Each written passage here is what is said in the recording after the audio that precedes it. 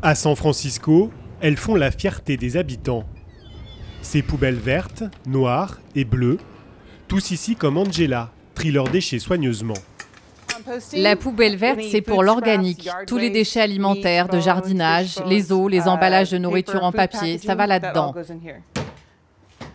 Celles-là, ce sont les déchets non recyclables. On en a très peu. Ces papiers sont imbibés de produits chimiques, c'est pour ça qu'on les a mis là.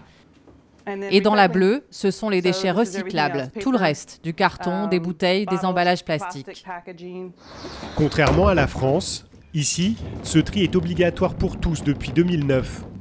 La ville recycle déjà 80% de ses déchets, objectif 100% d'ici 2020. Chaque matin, les éboueurs déposent des milliers de tonnes de détritus dans ce vaste hangar, le plus grand centre de recyclage de la planète, géré par la coopérative Recology. On va d'abord séparer ces déchets en 16 matériaux différents, c'est beaucoup.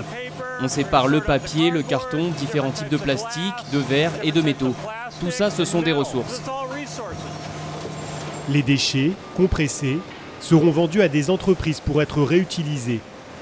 À 1 heure de route de là, à Vacaville, les détritus organiques, nourriture et végétaux sont eux aussi recyclés. Dans ces champs de compostage, on les transforme en un engrais 100% naturel. Ça, c'est le matériau fini. On a juste à le répandre sur les cultures.